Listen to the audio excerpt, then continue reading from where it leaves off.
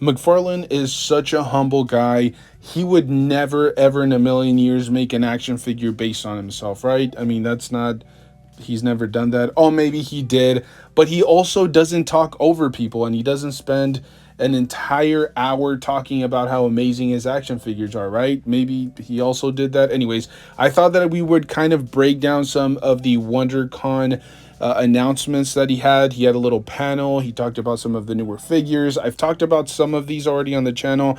And as far as DC Multiverse, I'm going to maybe save those for a separate video. In today's video, we're just going to talk about two separate lines, Mortal Kombat and the new TMNT line that he's supposed to be working on. Now, let me start off with TMNT, because this is kind of the one that is a little bit mind-boggling to me. I'm trying to wrap my head around exactly what it is that's happening. Now, I did take a look at the images, and I have to say all four turtles look absolutely phenomenal. In terms of sculpt work, you can definitely see that there's a ton of detail. They're going above and beyond when it comes down to that. I think some people criticize the original digital renders because the people that saw the figures live said that they look so much better in person. And well, I didn't see it in person, but, you know, basing myself off of, you know, the two different images that we got from the first, what was it, New York Toy Fair, I believe, that image doesn't compare to what we got at the WonderCon event. I think that the image of those four turtles just looks brilliant. You're getting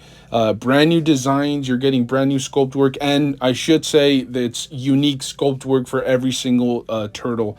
The heads appear to be brand new, the entire body from head to toe. There may be some reuse here and there, maybe the turtle shells or something along those lines, but from what I can see, there's very little reuse, or at least from what I can see, almost no reuse across the four turtles here, and I absolutely love that. Now, there were some rumors out there, and again, I wasn't there, but some people have mentioned that there was a Shredder and a Rocksteady and a Bebop. Maybe it was there. I think a Splinter action figure as well. I can't confirm or deny that, and also we didn't get images of those figures. And as I said, I'm kind of confused as to why it is that we're not getting the figures, or we're not being able to see the figures you know, like actually posed. It doesn't appear that there were any images or that they were on display. And if they were on display, McFarlane was not allowing people to actually record, which is kind of interesting. I'm not sure if that has to do more with the licensing problems. Maybe the OM, or I should say the people that have the license, have not approved McFarlane to make the figures, or maybe there's some issue with some of the figures. Maybe they're still perfecting them, and maybe McFarlane doesn't want people to look at unfinished product. I'm not exactly sure what's happening. I think it might have something to do more with the people that, you know, own the franchise. They're just not willing to or they're still working out maybe the contractual situation, and that's why he's not showcasing the figures. This is where the problem lies, and again, I haven't really gotten clarification on anything. It's really frustrating. People just aren't opening up about the line, especially those people that saw it in person. But from what I can see in the images, I'm kind of getting a little bit worried. I can't really see the articulation scheme. You know, unless the articulation is like extremely seamless and he's not breaking up the mold too much, or at all for that matter, but I can't really see a lot of the joints. I can't see the cuts too well. I'm not sure if that's just because these are, you know, technically, I guess, like more modern digital renders, or I should say more updated digital renders than the ones that we got before. But it's kind of frustrating. He does have a few lines that are like semi-articulated figures, and so we could see something like that where they just have maybe like 6 to 7 points of articulation. I personally wouldn't want that. I want these figures to be fully articulated, and I'm hoping it's just because they're images, and that's why we're not able to get the whole layout of the articulation. But I definitely feel like it's safe to say that I'm very, very worried about this line going forward. But in terms of the detail, in terms of the sculpt, I love these figures. I love the design. I love the look. It's very classic. And if McFarlane is able to fully get his hands on this line, I think he's going to do some phenomenal stuff. I think for those of us that are like not really into NECA and, you know, they just don't like the articulation scheme from them, I think we'll be very, very happy to get something from McFarlane. Regardless of what your take on him is, you at least have to admit that he makes action figures that are way more, or I should say, way better articulated than NECA. We also got a look at the Mortal Kombat action figures that are coming from McFarlane.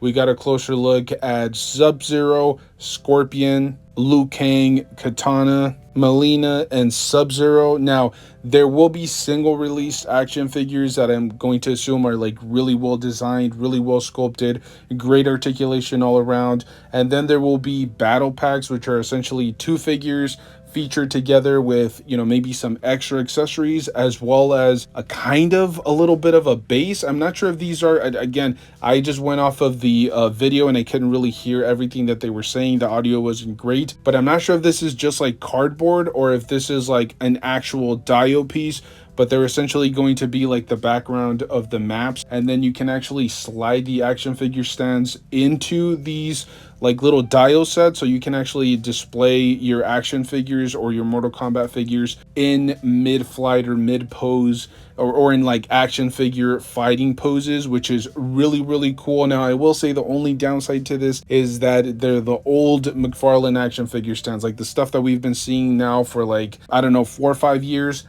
I like the DC Multiverse action figure stands for like the first, I don't know, month or so, and then eventually they become incredibly wiggly and just unstable. They can't really stay in place. It's kind of frustrating, but I understand why he decided to go in there and just reuse those action figure stands. Now, I'm kind of worried about this line just because, you know, the way that Mcfarlane was speaking about it, he said like super articulated and things of that nature. It makes me feel like maybe he's going to spike the price on these a little bit. I don't think these are going to be the base price of like 20, what is it, $22.99. I think he might, you know, spike the price up just a little bit just to make ends meet, I'm going to assume. But I like what Mcfarlane is doing here.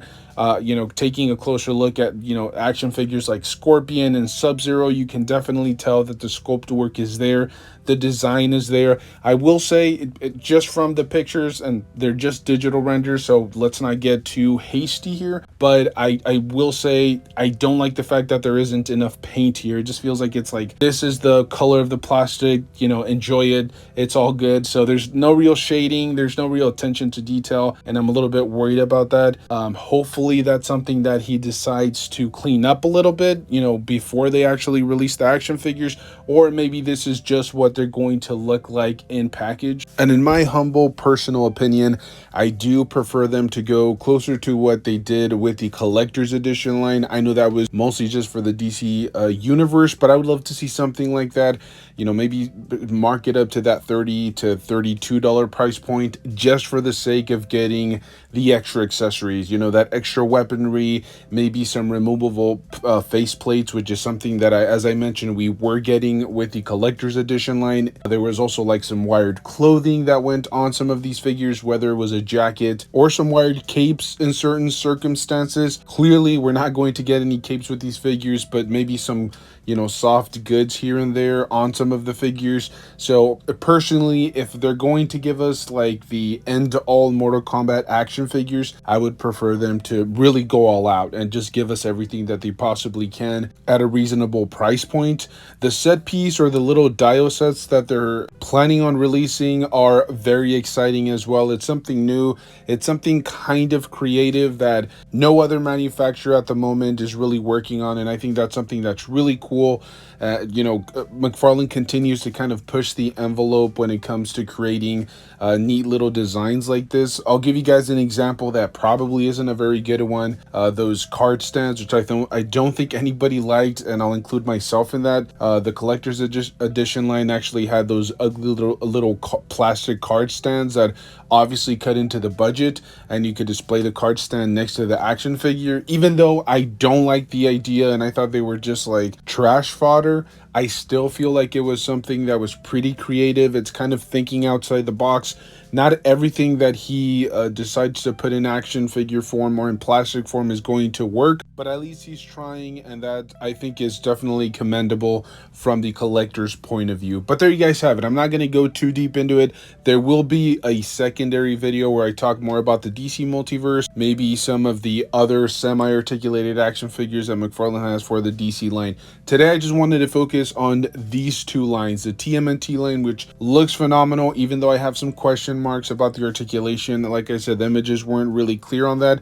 It could just be that they're digital renders, and that's why we don't actually get to see the figures articulated. Only time will tell. And I also haven't heard any big like content creator talking about these figures not being articulated. So I think that would definitely be something that would come up in conversation. And then the Mortal Kombat line, which I definitely feel like could be something that is very good for Mcfarlane moving forward. We know that he's eventually going to lose the DC license, and he needs something to fall back on, you know, really good, well-known franchises that he can make action figures out of or just collectibles out of. I think that that is the right route for him. He's doing the Berserker action figures. He's doing, you know, we know he has some more Doom action figures on the way, so on and so forth. It's very exciting. I'm definitely looking forward to it, even though it, you know, really pains my soul that he's going to lose the DC license.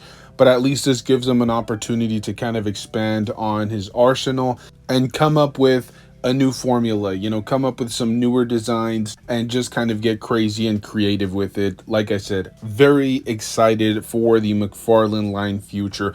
Let me know your thoughts down below. Are you guys excited about these two franchises coming to Mcfarlane? Are you sad about the DC multiverse being lost by Mcfarlane? Let me know down below in the comment section. Are you guys at WonderCon or did you guys attend? Very curious to see what everybody has to say. Thank you guys so much for tuning in. As always, if you guys enjoy this type of content, make sure to stay tuned. We are uploading pretty consistently, and make sure to check out the original video. I will actually post a link in the description. All of the images, all of the screenshots I took from the live stream that Toy Shiz had not too long ago. It was essentially just a panel at WonderCon where Mcfarlane went through some of the better releases that are upcoming. So make sure to check it out. Thank you guys so much for tuning in. Stay safe out there, and as always, make sure to enjoy the hobby, pose your figures, play around with them. I'll see you guys in the next one. Thank you.